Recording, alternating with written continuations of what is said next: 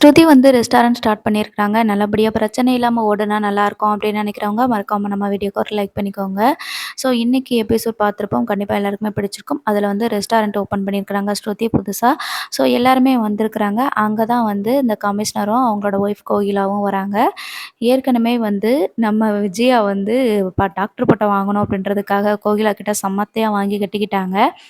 So இப்ப அவங்க வந்து எல்லா உண்மையும் சொல்றாங்க. அதாவது கோயில் வாசல்ல இருக்கிற கடை, கரும்பு ஜூஸ் கடை 2மே திருப்பி வர்றதுக்கு காரணம் முத்து தான் அப்படின்னு சொல்லியிருக்கிறாங்க. ஸோ இத பத்தி சீதா வந்து அருண் கிட்ட கேட்பாங்க அப்படின்னு சொல்லிட்டு நெனைக்கிறேன். அப்புறமா இந்த கோகிலா வந்து மீனா கிட்ட நல்லா பேசிட்டு இருக்கிறத விஜயா வந்து பார்க்குறாங்க.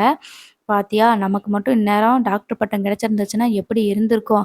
ஆனா இந்த பூ கட்டுறவ அது எல்லாத்தையுமே கெடுத்துட்டா. அவனுக்கு கூட இப்படி யோசிக்க தெரிஞ்சிருக்காது.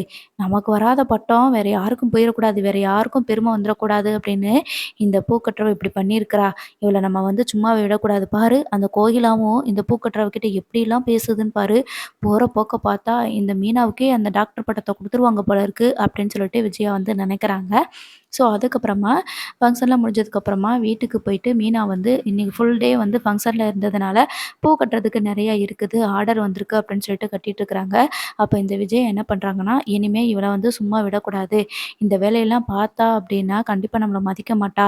அதனால இந்த வேலையெல்லாம் பார்க்க விடக்கூடாது அப்படின்னு சொல்லிட்டு, சமைக்க கூட இல்லாம என்ன வேலை பார்த்துட்டு இருக்கன்னு சொல்லி திட்டுறாங்க.